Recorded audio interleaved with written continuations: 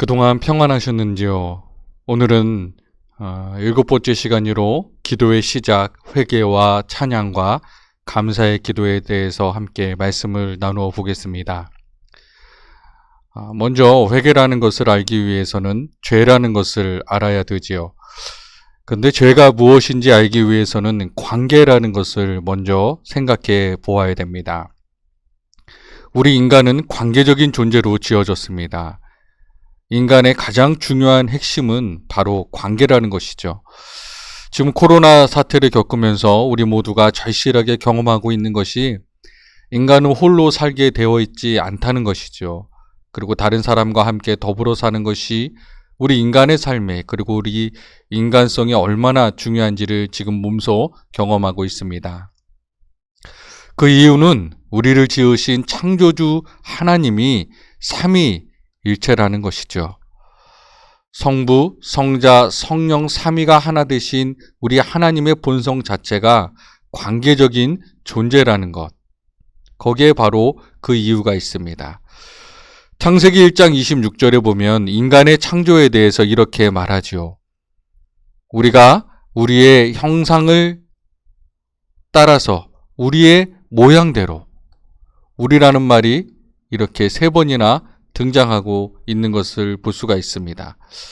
여기서 대명사가 내가 아니라 내가 내 형상을 따라서 내 모양대로 인간을 창조하자, 이렇게 되어 있는 것이 아니라 우리가 우리의 형상을 따라서 우리의 모양대로 창조하자, 그렇게 말하고 있다는 것이죠.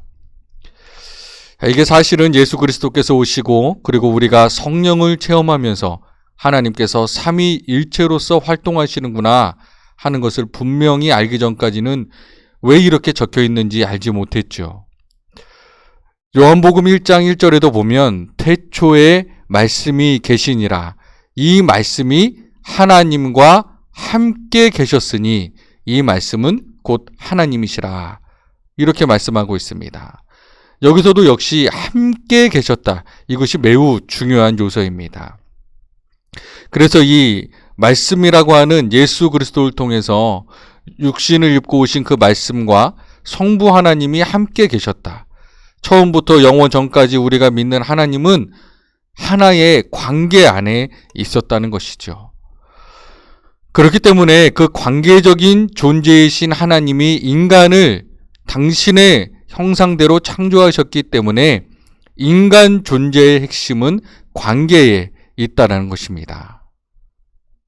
우리가 우리의 형상을 따라 했을 때 그 하나님의 형상이 무엇이냐 하는 것에 대해서는 아직도 논의가 있고 결론이 나지 않았지만, 바로 이 말씀이 가지고 있는 가장 중요한 것은 하나의 관계에 있었다고 하는 것이 중요한 것입니다. 즉 삼위일체 하나님은 관계적인 존재로 계셨고, 바로 그 형상대로 창조함을 받은 우리 또한 관계적인 존재 안에서 온전한 인간이 될 수 있다는 것이죠. 그래서 우리는 하나님과의 관계, 이웃과의 관계, 그리고 다른 피조물과의 관계 안에 살게 되어 있는 것이 바로 우리 인간이라는 존재입니다. 참 흥미로운 것은 한자에서 인간이라는 단어를 보게 되면요, 우리가 잘 알고 있는 대로 이 인간이라는 말이 사람 인자와 또 사이 간자가 합해져서 만들어진 말 아닙니까? 그런데 이 사람 인자를 보면 이게 상형 문자인데 두 사람이 서로 기대고 있는 모습입니다. 여기 한 사람이 다른 사람을 기대고 있는 모양을 본떠서 이 사람 인자를 만든 것이죠. 이 사람 인자도 그렇고 또 간자도 그렇고 인간 존재를 가리키는 한자에서도 이미 말하고 있듯이 인간은 관계적인 존재라고 하는 것입니다. 또 우리말도 마찬가지죠. 우리말에 사람이라는 말이 사랑과 같은 뿌리를 가지고 있다는 것이죠. 이 사랑이라는 게 뭡니까? 사랑은 혼자 있어서는 사랑할 수 없는 거죠. 이 사람 때문에 사랑을 할 수 있는 것이 바로 이것이 서로 연결되어 있는 그런 관계적인 존재라는 것을 우리들에게 말해주고 있는 것입니다.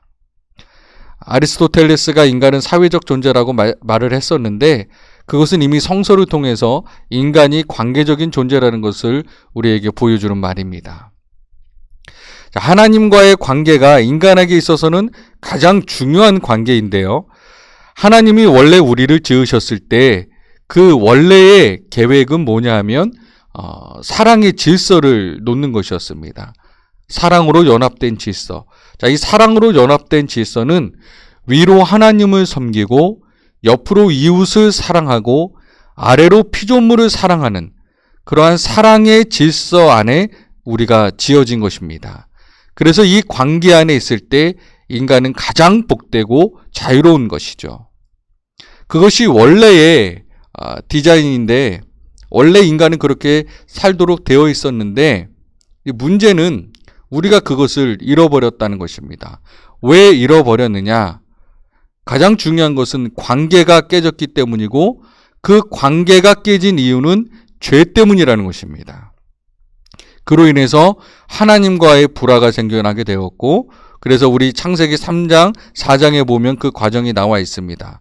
자, 죄를 짓고 나서 가장 먼저 일어난 일이 무엇일까요? 그것은 바로 하나님의 낯을 피했다는 것입니다. 하나님과의 불화를 의미하는 것이죠. 그리고 두 번째는 아담과 하와가 서로를 자신의 몸의 일부로 보았다가 죄를 짓고 난 이후에는 서로 남남으로 봄으로써 서로 부끄러움을 느끼게 되었고 또 책임을 전가하게 되었죠. 그리고 4장에 가면 피조세계와 분열을 겪게 됩니다. 그래서 인간은 땀 흘려서 일해야만 되고 자연은 끊임없이 인간을 위협하는 이런 관계가 된 것입니다. 그리고 나중에 발견된 것인데 인간의 자아마저도 분열이 되었다는 것이죠. 그러니까 내 안에 참 자아와 거짓 자아가 생겨나게 돼서 그걸로 인해서 자아가 분열된다는 것입니다. 이것이 죄가 만들어낸 아주 깊은 질병이죠. 그래서 이 총체적인 관계의 파괴가 바로 이 죄로 인해서 생겨나게 된다는 겁니다. 그래서 이 죄의 본성은 뭐냐 하면 관계를 가로막는 장벽 혹은 관계를 깨트리는 것입니다. 그것이 죄의 본성이라는 것이죠. 죄란 관계를 맺고 있는 한 상대가 다른 사람과 맺고 있는 그 정상적이고 바른 관계를 깨트리는 것입니다. 이것은 하나님과 우리와의 관계만이 아니라 인간과 인간의 관계에서도 마찬가지죠. 우리가 부부가 서로에게 죄를 짓는다든가 혹은 자녀가 부모님에게 죄를 짓는다든가 하는 그 죄의 본질은 뭐냐 하면 그 관계를 손상시키는 것입니다. 하나님과의 관계에 있어서 이 죄라는 것은 기도의 숨통을 막히게 만드는 것이죠. 이미 여러 번 말씀드렸지만 기도의 본질은 하나님과의 교제입니다. 그런데 죄를 짓는다는 것은 하나님과의 그 막힘없는 교제를 불가능하게 만든다는 것이죠. 왜냐하면 죄의 본성이 바로 관계를 깨트리는 것이기 때문입니다.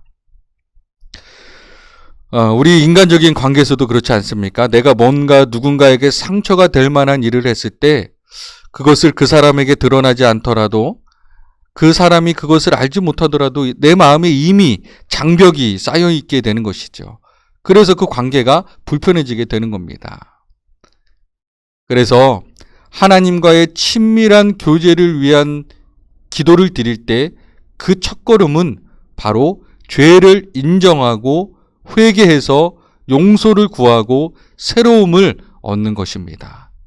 그러니까 하나님과의 친밀한 교제를 나누기 위한 첫 시작의 기도는 바로 회개 기도가 되어야 된다는 것이죠. 요한일서 1장 8절과 9절에 보면 만일 우리가 죄가 없다고 말하면 스스로 속이고 또 진리가 우리 속에 있지 아니할 것이요 만일 우리가 우리 죄를 자백하면 그는 미쁘시고 의로우사 우리 죄를 사하시며 우리를 모든 불의에서 깨끗하게 하실 것이라고 말씀하고 있습니다. 이 말씀이 회개기도의 가장 중요한 말씀인데요. 그런데 이 말씀을 종종 오해를 합니다. 그리고 왜곡을 합니다. 어떻게 왜곡을 하냐면 이걸 하나의 교리로 만들어서 그냥 기계적인 그런 회개기도를 하게 만드는 것이죠. 자백만 하면 하나님은 무조건 용서해 주신다. 그래서 하나님을 용서 자판기라고 그렇게 표현하기도 합니다. 마치 기독교 신앙이 용서 자판기처럼, 회개의 기도가 용서 자판기처럼 그냥 회개를 넣으면 용서가 덜컥하고 나오는 것처럼 그렇게 오해하고 있다는 것입니다. 그러다 보니까 이 회개가 진정성이 없어지는 겁니다. 그리고 회개하고 나서도 변화가 없게 되는 겁니다.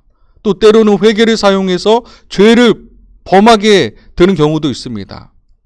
이렇게 생각하시면 될 것 같아요. 마치 당뇨병에 걸린 사람이 단 음식을 앞에 놓고는 이거 먹고 약 먹으면 돼, 이렇게 말하는 거나 동일하다는 것입니다. 정말 자신의 건강을 지키려 한다면 단 것에 대한 유혹을 떨쳐야 되는데 이것을 먹고 약을 먹으면 된다. 그러면 어떻게 됩니까? 점점 더 악화가 되겠죠. 마찬가지로 우리 기독교 신앙도 회개의 기도에 대해서 그렇게 생각하는 사람들이 의외로 많다는 것입니다. 용서? 회개의 기도하면 돼. 그러면서 죄에 대해서는 눈 질끈 감고 그냥 죄를 범하게 되는 겁니다. 지금 여기서 우리 죄를 자백하면 이라는 말은, 이 자백이라고 하는 것은 그냥 입술만의 고백을 말하는 것이 아닙니다. 진실하게 내가 죄를 졌다고 하는 것을 진정성 있게 인정하고 고백하고 용서를 구하는 것이죠. 그럴 때 하나님께서 그것을 용서해 주신다는 것입니다. 그래서 우리에게는 관계를 바로잡는 기도, 이 회개의 기도가 필요한데요. 회개에는 두 가지 회개가 있습니다. 하나는 돌아섬의 회개이죠. 하나님을 등지고 하나님 반대편으로 가고 있던 그 방향을 돌이켜서 유턴하는 겁니다. 삶의 유턴. 하나님을 등지고 가던 그 삶에서 유턴해서 하나님에게로 가는 것입니다. 예수님께서 회개하라고 했을 때 그 회개가 바로 이것이죠. 자, 구약과 신약을 연결하는 가장 중요한 단어는 무엇일까요? 바로 회개라는 것입니다.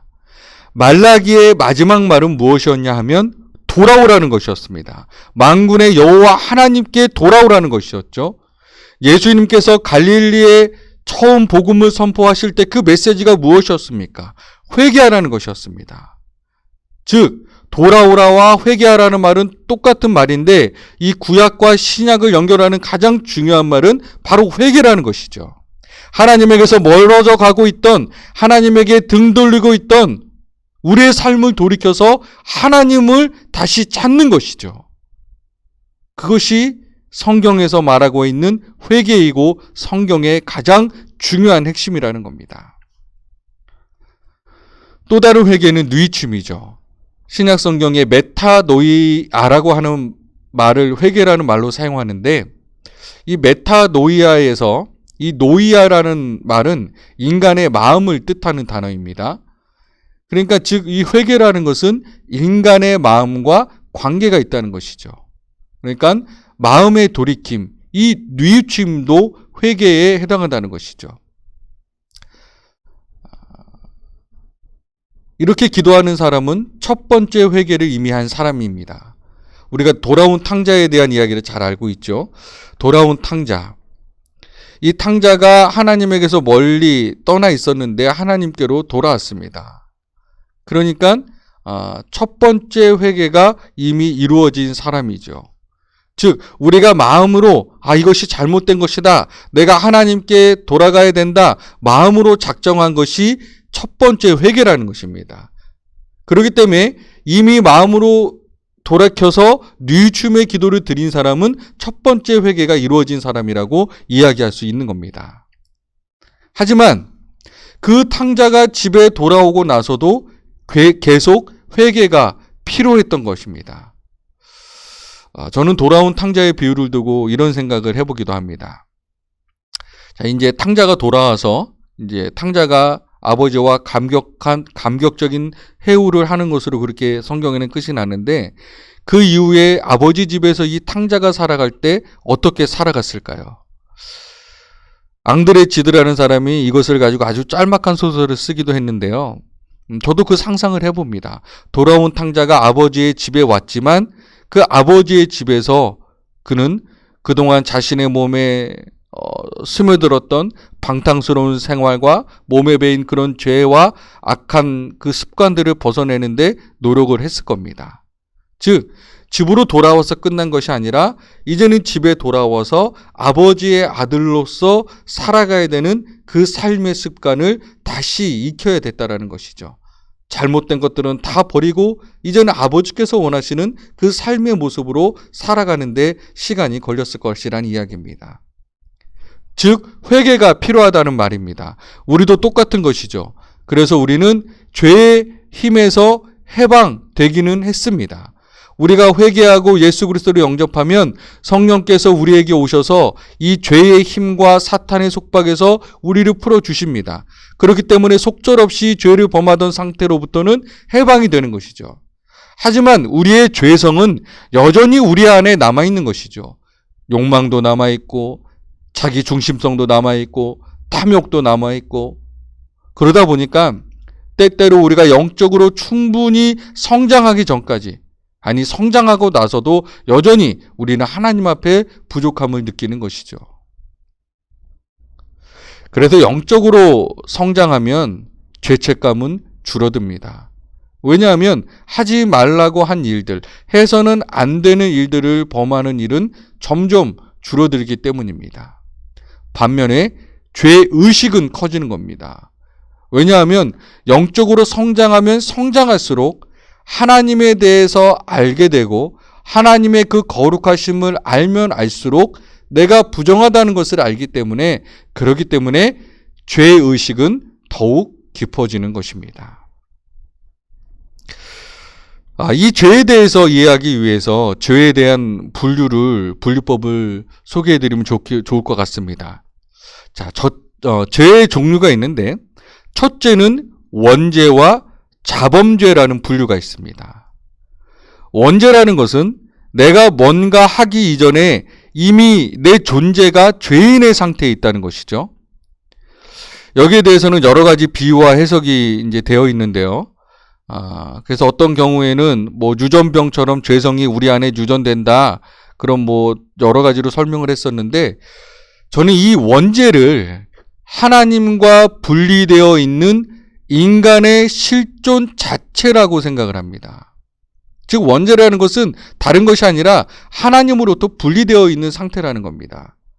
그래서 자연인으로서 인간은 근본적으로 하나님과 분리되어 있는 상태인 것이죠. 바로 그것이 원죄라는 것입니다. 그 상태에 머물러서 살다 보면 자범죄, 하나님과 분리되어 있기 때문에 행하는 죄된 행위들이 있다는 것이죠. 우리가 보통 죄다 이렇게 말할 때는 이 자범죄를 두고 하는 말입니다. 그런데 성경에 보면 의인은 없나니 모두가 다 죄인이라고 이야기를 했죠. 자, 이 말의 의미는 이 자범죄도 포함되지만 원죄의 의미가 더 큰 것입니다. 모든 인간은 하나님과 분리되어 있는 원죄의 상태에 있다는 것이죠. 그래서 우리가 하나님에게 돌아서는 일회적인 회개를 했을 때 이 원죄가 해결되는 것이고요. 그리고 계속된 회개 기도를 통해서 해결하는 것이 이 자범죄라고 하는 것입니다. 즉 내가 하나님의 자녀로 살아가야 되겠다. 하나님이 나의 삶의 주인이시고 나의 구원자이시다. 이렇게 돌이켰을 때 이것이 원죄를 해결하는 회개의 기도고요. 그리고 이 원죄로 인해서 우리가 계속해서 자범죄를 저지르게 되는데 이 자범죄는 계속되어지는 회개 기도를 통해서 해결할 수 있다는 것이죠. 그렇게 이해하시면 별로 틀리지 않을 것 같습니다. 두 번째는 고의로 지은 죄와 과실로 지은 죄가 있습니다. 우리나라 형법에도 그런 게 있죠. 1급 살인범과 2급 살인범. 이건 다른 겁니다. 1급 살인범은 살해 의지를 가지고 살인을 한 경우고요. 2급 살인범은 살해 의지 없이 실수로, 과실로 죽게 한 경우를 말하는 것입니다. 성서에서도 마찬가지죠. 죄인 줄 알면서도 그것을 행한 경우, 그게 고의로 지은 죄고요. 과실의 죄라는 것은 죄인 줄 모르고 행한 경우도 있고 혹은 그 죄를 범하려고 하지 않았는데 범해진 경우죠. 그래서 우리가 기도할 때 우리가 알고 지은 죄, 모르고 지은 죄, 모든 죄를 주님 앞에 고백합니다 라고 이야기하는 이유는 바로 그런 까닭입니다. 구약 성경에 보면 레위기를 보게 되면 속죄 제사가 있죠. 구약의 유대인들의 신학에 의하면 제사를 통해서 해결받을 수 있는 죄는 과실의 죄뿐입니다. 즉 알지 못하고 지은 죄뿐입니다. 그러면 이 고의로 지은 죄는 어떻게 해야 되느냐? 알고도 지은 죄는 어떻게 해야 되는 것이냐? 그것은 유대인의 신학에 보면 선행으로, 착한 행실로 상쇄해야 된다고 가르치고 있습니다. 그래서 하나님 앞에 심판받을 때 내가 행한 모든 죄와 내가 행한 모든 선행을 저울에 놓고 그것을 무게를 달아보다가 선행이 조금이라도 넘치면 구원받는 거고 선행이 부족하면 그 죄에 대한 대가를 치러야 된다고 그렇게 가르치고 있죠.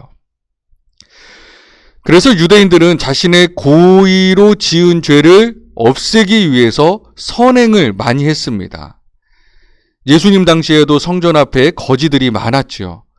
성전 뜰에. 그래서 성경에 보면 성전 뜰에서 구걸하는 사람들이 있다라고 말해주고 있는데, 자, 성전 뜰에서 구걸하는 사람들은 절대로 비굴하게 구걸하지 않았다는 겁니다. 왜냐하면 당신들이 나한테 적선하지 않으면 당신들의 죄를 상쇄할 방법이 없다. 그러므로 당신들이 나한테 적선하는 것은 나를 돕는 것이 아니라 당신들을 돕는 거다. 우리가 없으면 당신들은 구원을 받지 못한다. 이러면서 당당하게 구걸을 한다는 것이죠. 그런데 우리 기독교 신앙에서는 고의로 지은 죄, 또 실수로 지은 죄 모두를 예수 그리스도의 십자가 위에서 해결받았다고 우리는 믿습니다. 그렇기 때문에 이 모든 것을 그리스도의 은혜 안에서 용서를 구하는 것이죠. 세 번째는 행함의 죄가 있고 행하지 않은 죄가 있습니다. 행함의 죄는 죄된 행위를 행하는 것이고요. 행하지 않는 죄는 야고보서 4장 17절에서 말하는 것처럼 선행인 줄 알면서도 행하지 않는 것입니다. 더 사랑해야 되는데 사랑하지 못하는 것. 더 용서해야 되는데 용서하지 못하는 것. 더 도와줘야 되는데 도와주지 못하는 것. 그것이 바로 죄라는 것이죠.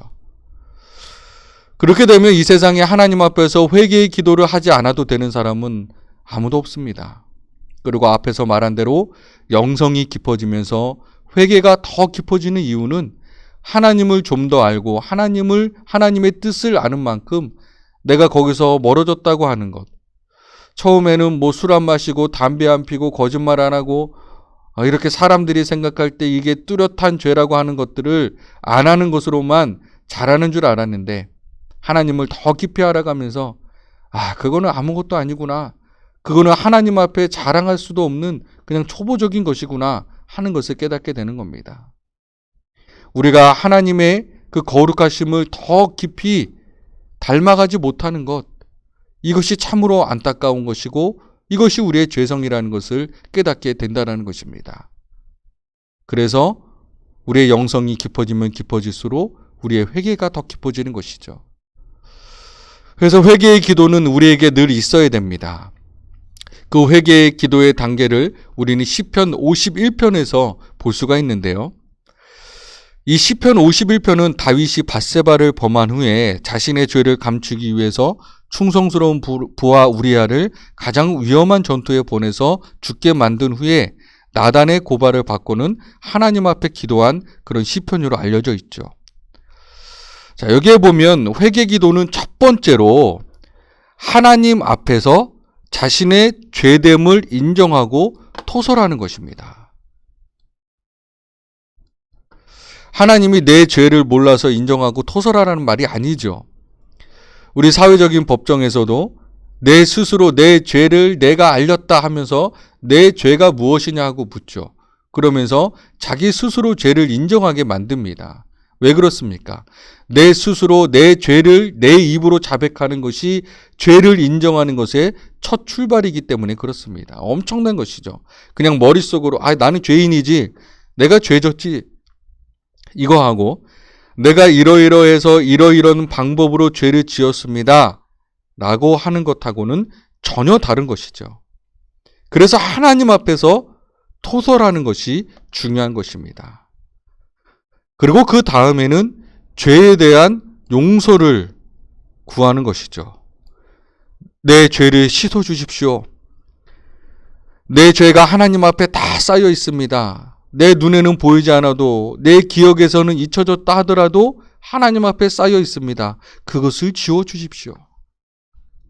그리고 세 번째로는 성령의 은총으로 내 심령을 회복시켜 주셔서 동일한 죄를 반복하지 않게 해 주시기를 구하는 것입니다. 이 회개의 기도가 진실하게 들어졌다면 반드시 변화가 일어납니다. 어떤 변화가 일어납니까? 사죄에 대한 확신이 생기게 되고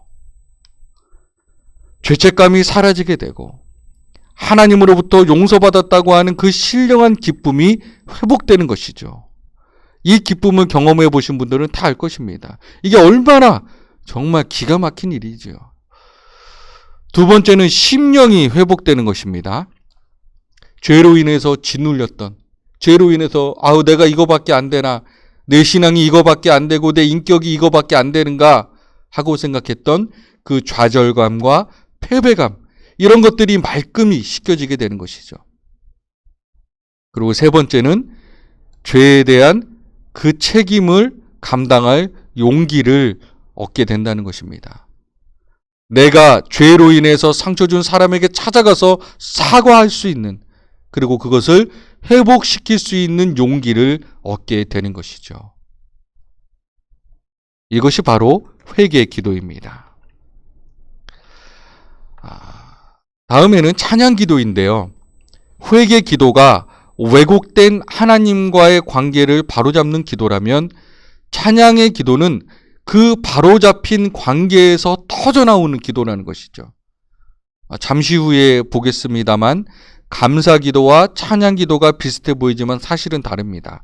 감사 기도는 하나님이 나에게 해주신 일에 대한 응답이고, 찬양 기도는 하나님의 존재와 성품과 영광과 사랑에 대한 응답이라는 것입니다. 찬양 기도는 하나님의 하나님 되심에 대해서 의식할 때 터져나오는 기도이죠. 아름다운 자연을 보고 정말 대단하다 이렇게 말합니다. 또 아주 기가 막힌 예술품 앞에서는 그 작가를 찬양하는 것처럼 찬양 기도는 그렇기 때문에 가장 아름다운 기도가 될 수 있고 가장 수준 높은 기도가 될 수 있습니다. 왜냐하면 하나님의 하나님 되심을 고백하는 것이기 때문입니다. 찬양 기도의 모범이 시편 8편으로 볼 수가 있습니다. 하나님을 하나님의 크기로 자각하면서 오 하나님, 하나님의 이름이 온 세상에 어찌 그리 아름다운지요 하고 하나님을 높이는 것이죠. 그렇게 고백할 때 자기 자신의 크기를 또한 알게 됩니다. 나는 하나님 앞에 너무도 부족한 존재구나. 그래서 자신은 낮아지고 하나님은 높아지는 것이죠. 감사의 기도는 앞에서 말한 것처럼 하나님과 나와의 관계 속에서 나에게 하나님이 어떤 분이신가를 생각하면서 드리는 기도죠. 이 감사하는 마음은 성숙함의 가장 중요한 증거입니다. 아이가 철든다는 것은 부모의 은혜를 알고 감사하는 게 철드는 터닝포인트죠. 영적으로 성숙한다는 말은 바로 감사 기도가 늘어난다는 뜻입니다. 그래서 바울 사도는 데살로니가 5장 18절에서 모든 일에 감사하라고 권면하고 있습니다. 모든 일이라는 것이 뭡니까? 하나님이 하나님이신 것에 대해서 하나님 나의 하나님이 되어주셔서 감사합니다. 하나님께서 주신 모든 은혜에 대해서 감사하는 것이고 하루하루에 대한 감사인 것이고 그리고 미래에 대한 감사까지도 포함된 것이죠. 그래서 빌립보서 4장 6절에 보면 여러분이 바라는 것을 감사하는 마음으로 하나님께 아뢰라고 이야기하죠. 하나님이 그동안 나에게 해오신 일을 생각하면 지금 내가 기도하는 것 그것조차도 하나님이 알아서 해주실 것이라고 믿는 것이죠. 그러므로 하나님께 뭔가를 구할 때조차도 감사라는 이야기입니다. 이렇게 보면 우리의 기도 안에 이 찬양과 감사가 회복이 되어야 됩니다. 그래서 첫 번째로 찬양과 감사의 기도에 의도적으로 많은 시간을 할애해야 됩니다. 찬양과 감사는 저절로 우러나와야 되는 것이지만 또 찬양하고 감사할 때 그 마음이 만들어지기도 하는 것입니다. 감사와 찬양의 기도가 성령 안에 충만히 잠기게 만들고요. 그래서 치유와 회복의 역사가 이 찬양과 감사의 기도를 하는 중에 자주 일어나게 되는 것입니다. 왜냐하면 하나님의 성령에 가장 깊이 몰두하게 만드는 것이 바로 찬양과 감사의 기도이기 때문입니다. 그래서 그런 상황에서는 찬송을 자주 부르는 것도 중요하죠. 찬송을 부르면서 그 하나님의 감사의 찬양에 깊이 빠질 수 있기 때문입니다. 나는 노래 잘 못한다 할 경우에는 많이 듣는 것이 중요하죠. 그리고 몸짓으로 마음을 표현하는 일에 용기를 내야 됩니다. 우리가 찬양할 때 손을 들고 찬양하고 그러지 않습니까? 그게 우리 한국적인 사고방식에서는 조금 민망스럽고 또 다른 사람이 하는 걸 보면 뭐 저렇게까지 할 것 있나 그렇게 말하는데, 그런데 정말 하나님이 어떤 분인지 깨닫는다면 그건 저절로 나오게 되는 것이죠. 그렇게 우리가 표현하게 될 때 우리의 마음이 더욱더 밝아지는 것입니다. 그래서 오늘 기도의 시작인 회개 기도와 찬양 기도와 감사 기도의 결론을 말씀드린다면, 하나님과의 친밀한 사귐을 위한 기도는 하나님과의 관계를 회복하고 그 관계 안에 거하기를 추구하는 기도라고 말씀을 드릴 수 있습니다. 그렇다면 회개 기도는 이 기도의 문을 여는 과정에서 가장 중요한 것이죠. 온전한 회개가 이루어지지 않으면 깊은 사귐은 불가능합니다. 회개 기도가 필요 없는 사람은 없습니다. 이 기도는 더 깊은 회개로 우리를 나아가게 하는 겁니다. 찬양 기도와 감사 기도는 관계의 회복에서 솟아나는 기도입니다. 하나님께서 가장 기뻐하시는 기도이고 우리 영혼에 가장 강한 영향력을 미치는 기도입니다. 오늘 이 회개의 기도를 설명하느라고 조금 시간이 많아졌는데요. 이 관계를 열고 관계 안에 머무는 이 회개 기도, 찬양 기도, 감사 기도가 저와 여러분의 기도 속에 더 많은 자리를 차지할 수 있기를 바랍니다. 그래서 그 기도를 통해서 우리가 경험할 수 있는 기도의 참된 은혜를 저와 여러분이 늘 경험하며 그렇게 살아갈 수 있기를 바랍니다. 다음 주에는 우리가 너무나도 익숙한 요구하는 기도, 구하는 기도에 대해서 말씀을 나누겠습니다. 부족한 강의 경청해 주셔서 진심으로 감사합니다. 다음 주에 또 뵙겠습니다.